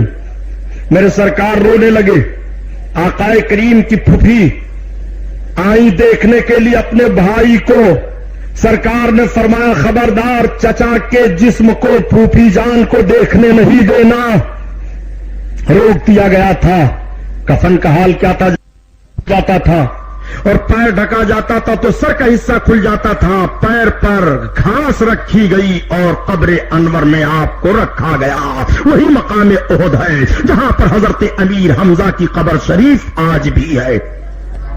لیکن نجدیوں نے قبر کے نشان کو مٹا دیا ہے، جالی لگا دیا ہے لوہے کی. اب آپ اندازہ لگائیں گے کہ ہاں اسی میدان میں حضرت حمزہ کی قبر پاک ہے. آج قبروں پر آپ چلے جاؤ تو یہ کہتے ہیں قبروں پر نہیں جانا چاہیے، شرک ہے، بدعت ہے، فلاں ڈھکا ہے. صحیح، ایک گرفت تو ان کی بہت عجیب و غریب ہے جو ہماری اور آپ کی غلطی ہے. میں ایک جملہ بہت سخت عرض کروں گا، مجھے یہ پرواہ نہیں ہے کہ آپ بیان سننے آؤ گے کہ نہیں آؤ گے. میں آپ سے پوچھنا چاہتا ہوں کہ یہ مجھے بتاؤ کہ آج قبروں پر آپ جاتے ہو تو دوسری قوموں کو اعتراض کیوں ہوا؟ دوسرے لوگ کیوں منہ پھاڑ پھاڑ کر کے چلاتے ہیں؟ آج قبروں کی حاضری مزارات کی آپ دیکھو. آج یہ مزارات کے مجاور جہلا، یہ پیسے اور روپے کی لالچ میں حرام خور لوگ علماء اہل سنت کو بدنام کرتے ہیں. میں بہت سخت بول رہا ہوں، مجھے کوئی پرواہ نہیں ہے. عورت جب کسی مزار پر جانے کے لیے اپنے گھر سے قدم نکالتی ہے تو قدم قدم پر فرشتوں کی لعنت ہوتی ہے اور صاحب مسجد کی لعنت ہوتی ہے. مجھے تعجب ہے کہ اتنی سختی سے مزاروں پر عورتوں کو جانے کے لیے روکا گیا ہے، مگر ہر مزار پر عورت کی بھیڑ لگی ہوئی ہے. ہر مزار پر عورتوں کے پشت پر مورچھل مارے جا رہے ہیں. یہ جوہلا مجاوروں کے کرتوت کو لے کر کے سنیوں پر اعتراض کیا جاتا ہے اور اعلیٰ حضرت کو تعلق سے اعتراض کیا جاتا ہے. میں پوچھتا ہوں اعلیٰ حضرت تمہارے باپ کے غلام ہیں کہ قوالی تم کرو، عورتوں کو مزار پر تم بھیجو، میدان تم سلگاؤ، اگربتی کا معاملہ تم رکھو، تعزیہ داری کا معاملہ تم رکھو، خرافات تم کرو، ڈھول تاشا تم پیٹو، اور بدنام اعلیٰ حضرت کو کیا جاتا ہے. سن مذہب اسلام تو اتنا پاک مذہب ہے، اتنا پاک مذہب ہے کہ یہ مذہب قبر پر جانے سے نہیں روکتا ہے، مگر جس انداز سے رسول قبر پر گئے ہیں اس طریقے سے جاؤ. میرے سرکار شہدائے احد کی قبر انور پر جاتے تھے. جب سال میں شہادت کی تاریخ آتی تھی تو نبی کونین احد کے شہیدوں کی قبر پر جاتے تھے، دعا فرماتے تھے. پتہ یہ چلا کہ شہیدوں کی قبر پر جانا نبی کی سنت ہے اور ان کے شہادت کے دن جانا نبی کی سنت ہے. قبروں پر جانا آپ کو منع نہیں کیا گیا ہے. قبروں پر فاتحہ کا جو دستور ہے، فاتحہ کا جو طریقہ ہے، قبروں پر جانے کا جو رواج ہے، شریعت اسلامیہ نے جو اجازت دی ہے اس طرح سے جاؤ. خرافات یہ جوہلا مجاور لوگ کریں اور مولانا لوگ مارے جائیں. اور ہمارے مولانا لوگ بھی عجیب و غریب ہیں کہ رات دن نیاز فاتحہ اور چادر پر ثبوت دیں گے چاہے ایک چادر نہ پاویں. سارا ثبوت فاتحہ پر دیں گے چاہے ایک چراغی ان کو نہ ملے. ہماری لڑائی وہابیوں دیوبندیوں سے نیاز فاتحہ چادر گاگر پر نہیں ہے، ہماری لڑائی ان سے اسلام اور کفر پر ہے، وہ کافر ہیں۔ انہوں نے سرکار کے شان میں جو توہین کی ہے اس توہین کی بنیاد پر ہم انہیں کافر کہتے ہیں، اس لیے ہماری لڑائی ان سے ہے۔ سنو، بات آگے بڑھ گئی۔ آقا کریم صلی اللہ تعالی علیہ وسلم کے جانثاروں نے مقام احد میں وہ جانثاری کا ثبوت پیش فرمایا تھا۔ جب ابو سفیان اسلام نہیں لائے تھے اور وہ نعرہ لگانے لگے عزا زندہ باد، لات زندہ باد، منات زندہ باد، تو حضرت عمر عرض کرتے ہیں یا رسول اللہ یہ کفار نعرہ لگاتے جا رہے ہیں، میں نعرہ لگاؤں؟ آقا نے فرمایا ہاں۔ تو حضرت عمر فاروق اعظم اسی پہاڑی کے اوپر سے نعرہ بلند کرتے ہیں، نعرہ تکبیر، اللہ اکبر۔ سرکار کے ساتھ جتنے صحابہ تھے تمام صحابہ نے تکرار کی، نعرہ کی، یعنی جیتی ہوئی جنگ کو تم سمجھ رہے ہو کہ مسلمان ہار گئے ہیں، ہارے نہیں ہیں، یہ تو تھوڑی سی رسول اللہ کے تاکید کے خلاف ورزی کا معاملہ تھا کہ ہمارا جیتا ہوا نقشہ ہار میں بدل جاتا ہے۔ اگر وہی 50 تیر انداز نہ ہوتے ہٹے ہوتے تو مقام احد کا یہ نقشہ نہ ہوتا جو نقشہ ہوا۔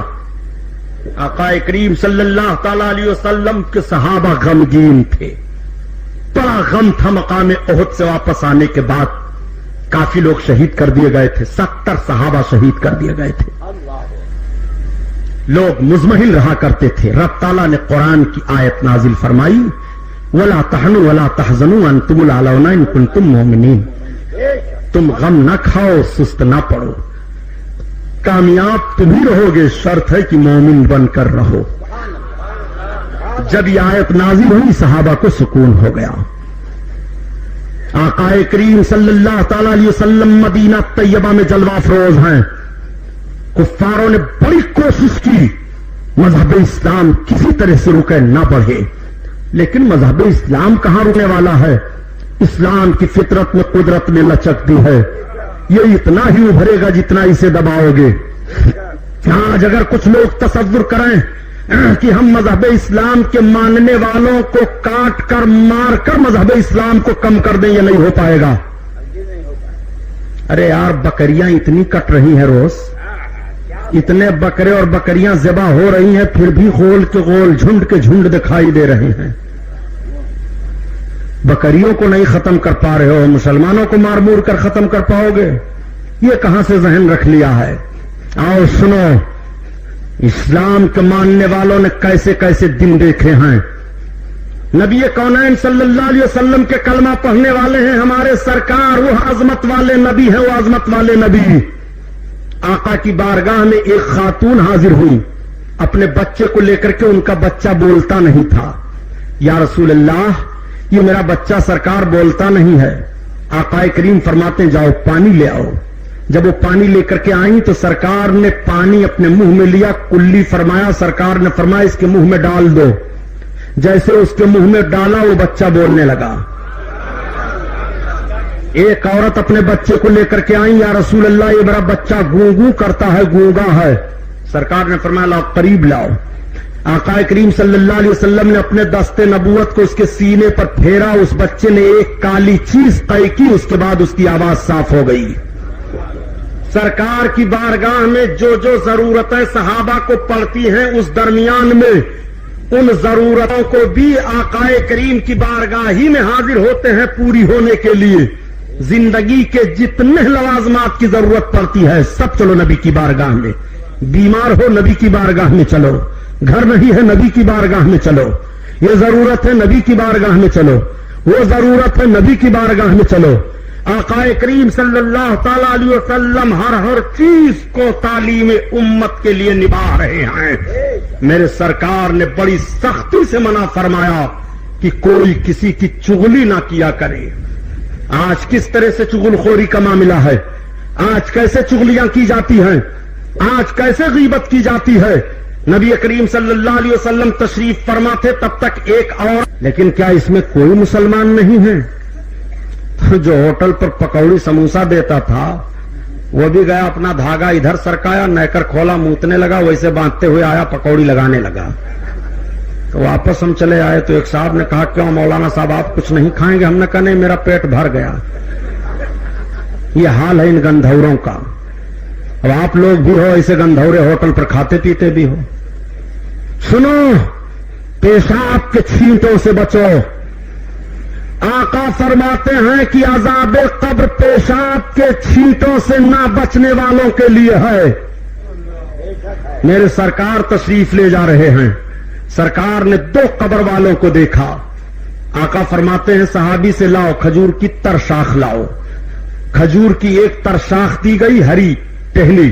سرکار نے اس کا 2 حصہ کیا، ایک قبر پر رکھ دیا، ایک قبر پر رکھ دیا. آقا نے فرمایا جانتے ہو اس قبر میں چغل خور ہے اور اس قبر میں ایک ہے جو پیشاب کے چھینٹے سے نہیں بچتا تھا. اس معمولی گناہ کی بنیاد پر ان دونوں پر عذاب ہو رہا ہے. اب میں نے کھجور کی ٹہنیوں کو رکھ دیا ہے، جب تک یہ ٹہنیاں ہری رہیں گی رب کی تسبیح و تحلیل کریں گی ان کا عذاب کم ہو جائے گا. یہ حدیث شریف ہے، مشکات میں ہے، مشکات میں. اب ذرا نبی کی نبوت والی نگاہ دیکھو. میرے سرکار قبر کے اندر عذاب ہو رہا ہے، دیکھ رہے ہیں. آقا کریم صلی اللہ تعالی علیہ وسلم عذاب قبر کو ملاحظہ فرما رہے ہیں اور بتا رہے ہیں ایک پیشاب کے چھینٹے سے نہیں بچتا تھا عذاب پا رہا ہے اور دوسرا چغل خوری کیا کرتا تھا قبر میں عذاب پا رہا ہے. لیکن ایک سوال ہی بڑا بھیانک ہوتا ہے دیوبندیوں کی طرف سے کہ جب آپ کے رسول اتنے ہی قابل ہیں تو تر ٹہنی توڑ کر رکھنے کی ضرورت کیا تھی؟ ویسے ہی چلے گئے تھے، کھڑے ہو گئے تھے، دعا کر دیتے عذاب کم ہو جاتا. ہے نا سوال؟ اے بھائی وہ سوال پر سوال کرتے رہتے ہیں، پھل جھڑی چھوڑ دیتے ہیں، بس آپ اسی میں پریشان رہتے ہو. پھل جھڑی چھوڑتے ہیں. یہ نجد کی بدماش اولادوں کے ذہن و فکر کو کیا کہا جائے. سنو، میرے سرکار صلی اللہ تعالی علیہ وسلم کھڑے ہو جاتے اور میرے آقا کے کھڑے ہونے سے ہی عذاب کم ہوا تو انہی دونوں قبروں کے لوگوں کا عذاب کم ہوتا. مگر نبی تر شاخ کو رکھ دے رہے ہیں تعلیم امت کے لیے تاکہ تم جن جن قبروں پر تر چیزوں کو رکھو گے یہ تر چیزیں تسبیح و تحلیل کرتی رہیں گی. اگر صاحب قبر عذاب والا ہے تو اس کے عذاب میں کمی ہو جائے گی اور ثواب والا ہے تو اس کے درجات بلند ہوتے رہیں گے.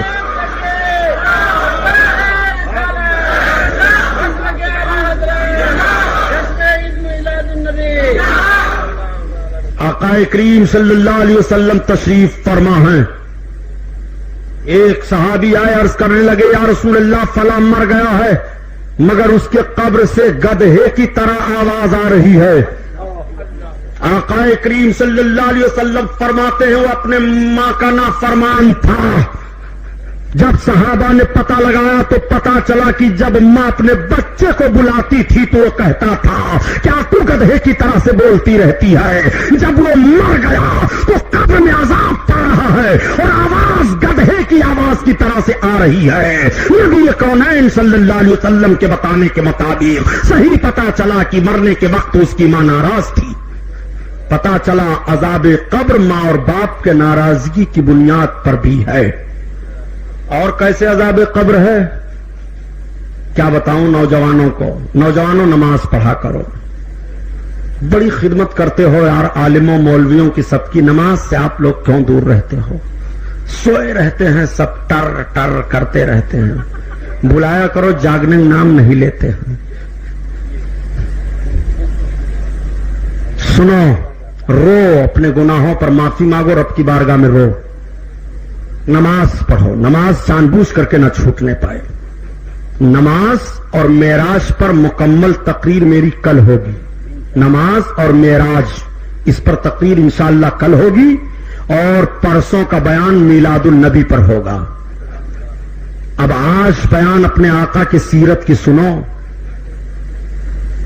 ارے سرکار کی تعریف بیان کی جا سکتی ہے یار. پورے سمندر کو سیاہی بنا دو، دنیا میں جتنے درخت ہیں قلم بنا دو، زمین کو کاغذ بنا دو، لکھو، جب بھی تعریف ختم نہیں ہوگی. آج 7 دن کا عرصہ گزر گیا بیان کرتے کرتے میں صرف ابھی مقام احد پر پہنچا ہوں. میرے سرکار کی 13 سالہ زندگی مدنی زندگی ہے. آقا کریم صلی اللہ علیہ وسلم نے 13 سالہ مدنی زندگی میں کیا انقلاب برپا کیا تھا. مقام احد سے بھاگ کر کے گئے تمام کفار، میرے سرکار کی ایک جمعیت تیار ہے صحابہ کی، آقا کریم صلی اللہ تعالی علیہ وسلم مدینہ طیبہ میں ہیں، میرے سرکار بہت ہی دفاع فرماتے تھے کہ جنگ نہ ہونے پائے، اس لیے کہ جنگ میں دوہرا نقصان ہے۔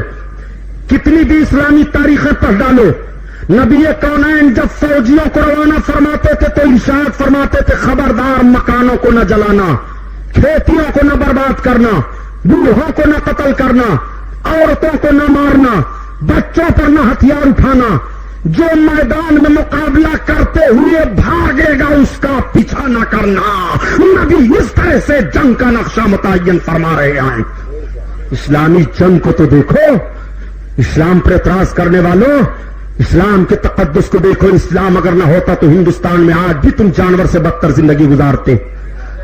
یہ مذہب اسلام کا صدقہ ہے کہ تمہیں کپڑا پہننے کا سلیقہ ہے، تمہیں ماں باپ کا احترام معلوم ہوا، تمہیں دکانداری معلوم ہوئی، تمہیں دوسروں کے ساتھ رہنے سہنے کا ڈھنگ معلوم ہوا، ورنہ تمہاری تاریخ بھارت کی سرزمین پر بیان کی جائے تو اپنا منہ چھپا ڈالو گے، دکھانے لائق نہیں رہو گے جو تمہاری تاریخ رہی ہے۔ اور آج بھی جو تمہارے کرتوت ہے ہندوستان کی سرزمین پر، اس کرتوت سے اگر روز و شب گزارے جائیں تو انسانیت چیخ پڑے گی۔ یہ اسلام کا صدقہ ہے کہ مذہب اسلام تقدس اور پاکیزگی کے ساتھ انسان کو جیون بتانے کا پیغام دے رہا ہے۔ اور سنو، ایک تیسری جنگ ہونے جا رہی ہے جس کو جنگ خندق کہا جاتا ہے، غزوہ خندق۔ یہ جنگ کیسے ہوئی؟ دیکھا کفاران مکہ نے کی کامیابی نہیں ملی، محمد کے ماننے والے بڑھتے چلے جا رہے ہیں، جانسار بڑھتے چلے جا رہے ہیں۔ اور کیسے بڑھتے چلے جا رہے ہیں جانتے ہو؟ تمام کفاران مکہ نے حضرت عروہ بن مسعود کو بھیجا، کہا مکہ سے تم مدینہ چلے جاؤ، ذرا دیکھ تو آؤ محمد کی حالت کیا ہے، ان کے ماننے والے محمد کے ساتھ کیسے رہتے ہیں۔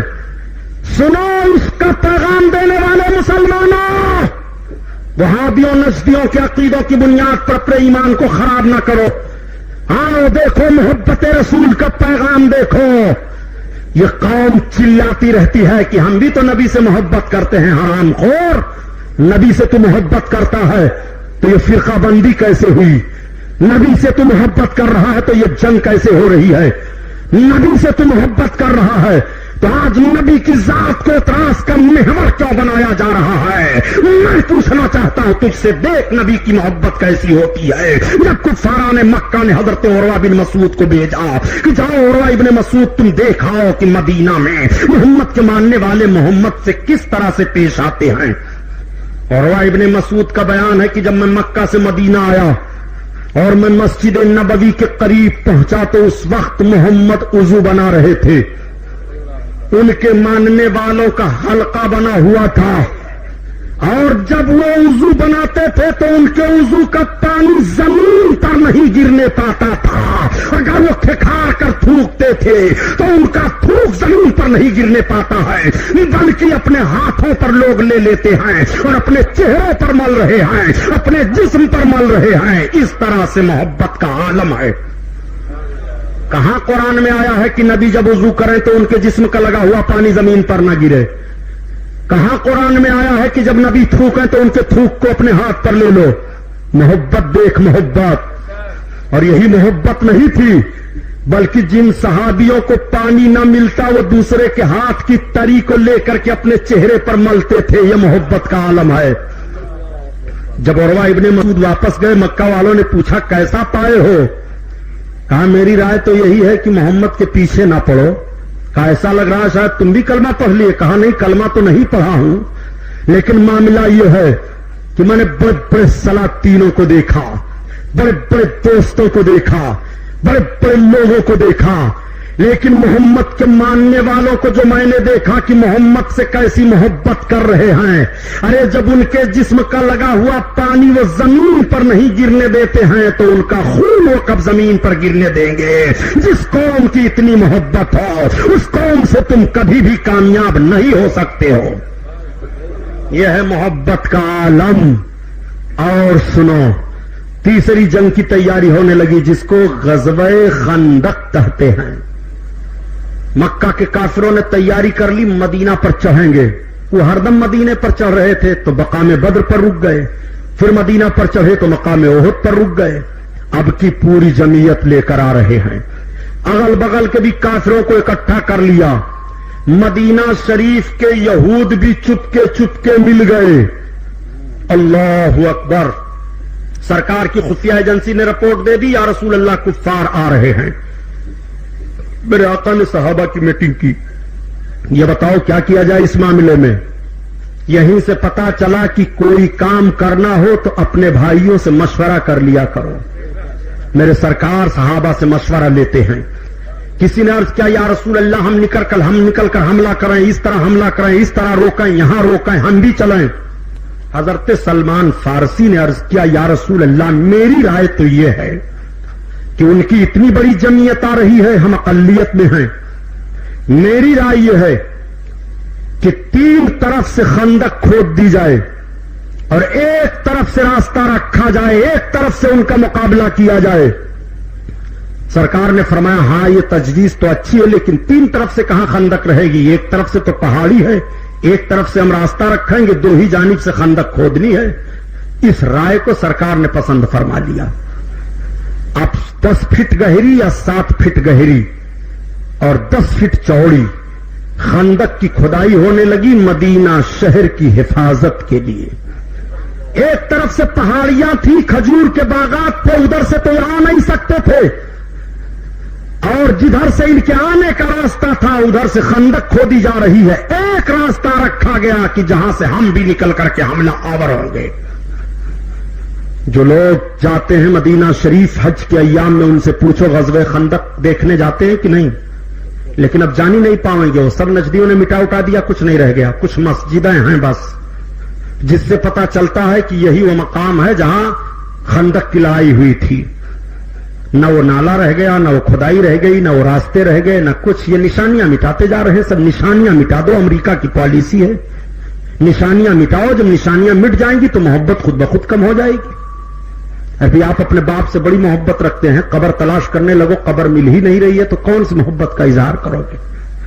سنو, آقا کریم صلی اللہ تعالی علیہ وسلم اپنے جانثاروں کو لے کر کے زمین کی پیمائش کرتے ہیں. زمین کھودی جا رہی ہے. سرکار نے تھوڑی زمین اپنے حصہ میں بھی کر لی کہ یہاں سے یہاں تک کھدائی میں کروں گا. اب جب زمین کھودنے لگے, خندق تیار ہونے لگی, تو صحابہ نے اتنی محنت کی تھی خندق کھودنے میں, ایک چٹان پڑ گئی, وہ ٹوٹ نہیں رہی تھی. صحابہ نے عرض کیا, یا رسول اللہ یہ بہت بڑی چٹان ہے, بالو کا تودا ہے, یہ ٹوٹ نہیں رہا ہے. سرکار گئے اور اپنے ہاتھ میں پھاوڑے کو لیا. میرے آقا نے ایک مرتبہ زور سے پھاوڑا مارا تو اس کا ایک حصہ بالو بالو ہو گیا. سرکار فرماتے ہیں, اللہ اکبر, اوتیتو مفاتیح الشام, مجھ کو شام کی کنجیاں دے دی گئیں. سرکار نے دوسرا پھاوڑا مارا, وہ آدھا حصہ ٹوٹ گیا. آقا فرماتے ہیں, اوتیتو مفاتیح الیمن, مجھے یمن کی کنجیاں دے دی گئیں. سرکار نے تیسرا فاوڑا مارا تو مکمل ریزہ ریزہ ہو گیا. آقا فرماتے ہیں, اوتی تو مفاتیح الفارس, مجھے فارس کی کنجیاں دی گئی. تعجب کا مقام ہے کہ مدینہ کی حفاظت کے لیے خندق کھودی جا رہی ہے, مگر نبی شام کے فتح کی بشارت دے رہے ہیں, یمن کے فتح کی بشارت دے رہے ہیں, فارس کے فتح کی بشارت دے رہے ہیں. نبی بتا رہے ہیں, میرے شہدائیو, آج تم وطن کی حفاظت کے لیے خندق کھود رہے ہو, مگر کل یہ سارے شہر تمہارے قدموں میں ہوں گے. اور کون سا غیب چاہیے. ایک صحابی بہت بھوکے تھے, بڑی بھوک لگی تھی, ان کے گھر کچھ کھانے کے لیے بھی نہیں تھا. وہ آئے اور عرض کرتے ہیں, یا رسول اللہ مجھے بڑی بھوک لگی ہے, سرکار میرے پاس کچھ کھانے کے لیے نہیں ہے. آقا کریم صلی اللہ علیہ وسلم ارشاد فرماتے ہیں, صبر کرو. جب ان کی آنکھوں سے آنسو گرنے لگے تو سرکار نے اپنے دامن کو ہٹایا. نبی کا دامن پاک ہٹ رہا تھا کہ صحابی نے دیکھا کہ میں تو بھوکا ہی ہوں, لیکن بھوک کی شدت سے میرے آقا کے 10 شکمے پاک پر 2 پتھر بدھے ہیں. صحابی رو پڑے, عرض کرتے ہیں, یا رسول اللہ دامن گرا لیجیے, اب بھوک کی شکایت نہیں کروں گا میرے آقا, میں اب نہیں بھوک کی شکایت کروں گا. دیکھو صحابہ اپنے سرکار کی ایسی سیرت بھی دیکھ کر کے اپنی طرح نبی کو نہیں سمجھ رہے ہیں. तुम कैसे मुसलमान हो कि सारी अजमतें तुम्हारे सामने आ गई, फिर भी तुम नबी को न जाने क्या क्या कहते गुजर जाते हो।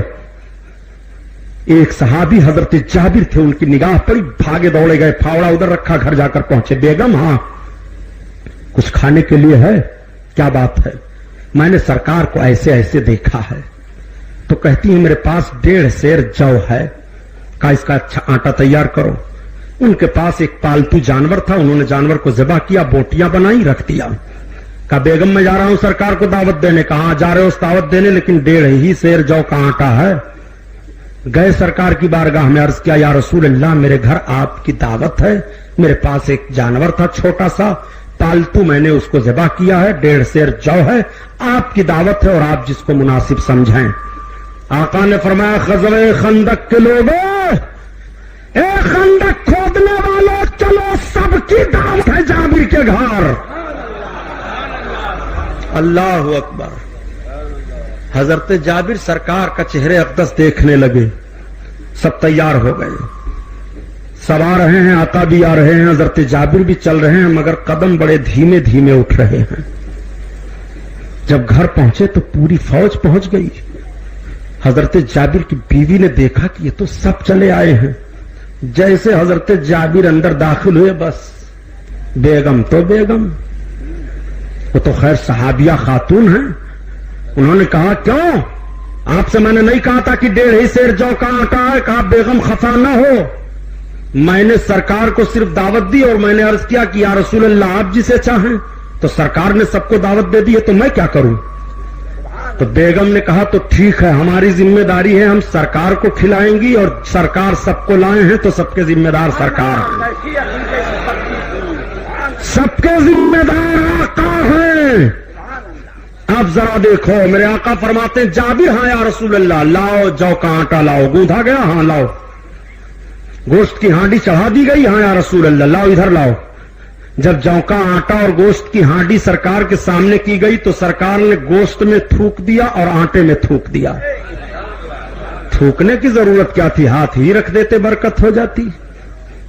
मगर मेरे आका की मशीयत, आका का इरादा चाहना, आका करीम सल्लल्लाहु अलैहि वसल्लम ने फरमाया ले जाओ गोश्त बनाओ, जब तैयार हो जाए निकालते जाना, और औरतों को बुला लो, रोटी तैयार करो। औरतें आ गई, रोटी तैयार हो गई, सालन तैयार हो गया, सब खा रहे हैं, सब खा रहे हैं। पूरी फौज खा करके आसूदा हो गई। आका ने फरमाया सब खा चुके? हाँ या रसूल अल्लाह सब खा चुके। तो लाओ मैं भी खा लूं। अर्ज करते हाँ सरकार आप भी खा लीजिए। आका ने फरमाया जाबिर तुम्हारे दोनों बेटे कहां हैं? हजरत जाबिर के 2 बच्चे थे। हजरत जाबिर ने जब अपनी बकरी को ज़िबा किया था, जानवर को, और ज़िबा करके चले गए थे, तो वो दोनों बच्चे जानवर से बड़ा प्यार करते थे। वो दोनों अपने मकान के छत पर गए और वही छुरा लिया। कहा लेटो मैं बता दूं अब्बा ने कैसे जानवर को ज़िबा किया है। तो एक भाई लेट गया, दूसरे ने गर्दन काट दी, और जब गर्दन कटी भाई तड़पा, तो इधर तो गर्दन कटने से ये दुनिया से चले गए और उधर डर की वजह से वो छलांग लगा दिए छत से, वो भी दुनिया से चले गए। दोनों दुनिया से चले गए। हजरत जाबिर की बेगम आटा तैयार कर रही थी, जाकर के देखती हैं तो एक का गला कटा है, एक छलांग लगा करके नीचे आ गया। आप बताओ मुझे, जिस मां के सामने उसके 2 बेटों की लाश हो, उसका कलेजा कैसा होगा? मगर मां का अकीदा मुलाहजा करो। हजरत जाबिर की बीवी ने दोनों को उठाया, लाकर मकान के अंदर रख दिया, चादर ऊपर से डाल दी। क्यों डाल दिया? मसीह दो आलम आने वाले हैं, जिनके घर से जिंदगी बट रही है वही सरकार आने वाले हैं। आका करीम सल्लल्लाहु अलैहि वसल्लम का इल्म गैब मुलाहजा करो। हजरत जाबिर जब आए तो बीवी ने कहा जरा देख लो मकान में तुम्हारे बच्चों की हालत क्या है। हजरत जाबिर ने कहा बेगम घबराने की जरूरत नहीं है, मसीह दो आलम आए हुए हैं, शफीउल मुज़नबीन आए हुए हैं, रहमते दो जहां आए हुए हैं, जिनकी जिंदगी से जिंदगी पा रही है और जिनके दर की भिखारन जिंदगी है, वही हमारे घर आने वाले हैं, घबराने की जरूरत नहीं है। आका फरमाते जाबिर तुम्हारे दोनों बच्चे कहां हैं? तो आका نے فرمایا تھا بلا کر لاؤ، کھڑے ہوئے، کہا چلو تمہیں یا رسول اللہ بلا رہے ہیں۔ آقا کریم نے بچوں تمہیں بلایا ہے، جیسے حضرت جابر آواز دیتے ہیں اٹھو اللہ کے رسول تمہیں بلا رہے ہیں، دونوں بچے اٹھ کر کھڑے ہو گئے۔ اور جب دونوں بچے اٹھ کر کے کھڑے ہوئے، آئے آقا کی بارگاہ میں، کھانا تناول فرمایا، زندگی مل گئی۔ سرکار اور کرم فرماتے ہیں، بچے مچل گئے، یا رسول اللہ میری بکری کیا ہوئی؟ سرکار نے فرمایا جابر ہڈیوں کو اکٹھا کرو۔ ہڈیاں اکٹھا ہوئی، سرکار نے دستے نبوت پھیر دیا، وہ جانور جیسے تھا پھر ویسے زندہ ہو کر تیار ہو گیا۔ کہاں کہاں نبی کو دیکھو گے؟ کیا یہ سب چیزیں تمہیں نبی کی عظمت کے لیے کافی نہیں ہیں؟ آقا کریم صلی اللہ علیہ وسلم کے صحابہ نے خندق کھود کر کے تیار کر دی، کفارہ نے مکہ چڑھائے، دیکھ رہے ہیں راستہ ہی نہیں ہے، خیمہ لگا دیا، تیر برسا رہے ہیں، ادھر سے بھی جوابی کارروائی ہو رہی ہے۔ ایک بہت بڑا کافر عمرو ابن عبد ود نکلا، اس نے کہا آج میں چھلانگ کر کے خندق جاؤں گا، ایک ایک کا مقابلہ کروں گا۔ حضرت علی اپنی تلوار لے کر میدان میں باہر آ گئے، سرکار سے عرض کرتے یا رسول اللہ میں عمرو ابن عبد ود کو ماروں گا۔ آقا فرماتے ہیں علی بہت بڑا کافر، آدھا کفر ہے وہ۔ عرض کرتے یا رسول اللہ مجھے اجازت دیجیے۔ آقا نے فرمایا علی جاؤ۔ اب حضرت علی آگے بڑھے، اور جب حضرت علی اور عمرو ابن عبد ود کا مقابلہ ہوا غزوہ خندق میں، تو آقا فرماتے ہیں کہ آج آدھا ایمان آدھا کفر سے ٹکرا گیا ہے۔ چند واروں میں حضرت علی نے عمرو ابن عبد ود کو مار کر زمین پر گرا دیا، مگر کفار جب بھی بڑا سخت محاصرہ کیے ہوئے ہیں۔ اسی غزوہ خندق کے موقع پر میرے سرکار کی نماز عصر کا معاملہ آیا تھا، اور اسی غزوہ خندق کے موقع پر حضرت علی کی نماز عصر قضا ہوئی تھی۔ وہی غزوہ خندق ہے، سرکار فتح کی دعا مانگتے ہیں۔ نبی کونین کی دعا مانگنی تھی کہ جیسے رات کا حصہ آیا تو اتنی تیز آندھی آئی کہ ان کے برتن الٹ پلٹ گئے، ان کی سواریاں غائب ہو گئی، کوئی کسی کو کچھ سجھائی نہیں دیتا تھا، سب چھوڑ چھاڑ کر کے بھاگ گئے اور جا کر کے مکہ ہی بنا لیا۔ اس جنگ کا خاتمہ ہوا، آقا کریم صلی اللہ علیہ وسلم کے صحابہ مطمئن ہوئے، مدینہ طیبہ سے اسلام آگے بڑھ رہا ہے۔ اپنے آقا صلی اللہ علیہ وسلم کی بارگاہ میں حاضر ہو کر کے اپنی ضروریات زندگی کو صحابہ عرض کر رہے ہیں، نبی کے معجزات کو دیکھ رہے ہیں، نبی کے علم غیب کو دیکھ رہے ہیں، نبی کی طاقت کو دیکھ رہے ہیں، نبی کی شوکت کو دیکھ رہے ہیں، نبی کی تجارت کو دیکھ رہے ہیں، نبی کونین کی رفعت و بلندی کو دیکھ رہے ہیں۔ ہر طرح سے نبی کی کرم نوازیاں صحابہ ملاحظہ فرما رہے ہیں۔ تبھی تو اعلی حضرت عظیم البرکت فرماتے ہیں کہ غم زدہ کو رضا مزدہ دیجے کی ہے، اور بے کسوں کا سارا ہمارا نبی، ہمارا نبی، بے کسوں کا سارا ہمارا نبی، ہمارا نبی۔ میرے آقا بیٹھے ہوئے ہیں، صحابہ کی انجمن لگی ہوئی ہے، تب تک ایک سانپ آیا اور سرکار کی مجلس میں جیسے داخل ہونے لگا، صحابہ اٹھے کہ مارے، آقا فرماتے نہیں مارو، نہیں آنے دو، اس کو راستہ صاف کرو۔ راستہ صاف ہوا، وہ سانپ آیا، قدم مصطفیٰ پر آیا، سرکار کے جسم پاک پر چڑھتا ہوا گوش مبارک تک گیا، اپنے فن کو پھیلا دیا۔ اب اپنی زبان نکال رہا ہے، اندر کر رہا ہے، نکال رہا ہے، اندر کر رہا ہے، نکال رہا ہے، اندر کر رہا ہے۔ سرکار سورہ کہف کی آیات کریمہ تلاوت فرما رہے ہیں، پھر سرکار کے جسم اطہار سے اترا، مجلس سے نکلا، غائب۔ صحابہ حیران ہیں، یا رسول اللہ یہ کیا؟ آقا فرماتے ہیں ساتھ نہیں تھا، یہ قوم اجنہ کا سردار تھا، سورہ کہف کی چند آیتیں بھول گیا تھا، وہی مجھ سے پوچھنے کے لیے آیا تھا۔ کہاں کہاں اپنے نبی کو دیکھو گے؟ نبی کونین صلی اللہ علیہ وسلم کو دیکھنا چاہتے ہو؟ میرے سرکار کی بارگاہ میں ایک حاضر ہوئے، یہ بتائیے کہ آپ مردہ زندہ کر لیتے ہیں؟ آقا نے فرمایا ہاں. کہا زندہ کر لیتے ہیں؟ کہا ہاں زندہ کر لیتا ہوں. کہا تو چلیے ہماری لڑکی مر گئی ہے, قبر میں دفن ہے, اس کو زندہ کر لیجیے. ایمان لے آؤ گے؟ لے آؤں گا ایمان. سرکار آگے بڑھے, جب قبر میں گئے آپ نے فرمایا نکال قبر سے. قبر پھٹ گئی, وہ لڑکی قبر سے کلمہ پڑھتی ہوئی نکلی. وہ کلمہ پڑھے, اسلام میں داخل ہوئے. آقا فرماتے بیٹی بتا تو دنیا میں رہنا چاہتی ہے آخرت میں؟ اس نے عرض کیا یا رسول اللہ مجھے آخرت پسند ہے, دنیا سے آخرت مجھے اچھی لگی. آقا فرماتے ہیں اپنی قبر میں چلی جا. پھر وہ لڑکی اپنی قبر میں چلی گئی اور اس کی قبر کو درست کر دیا گیا.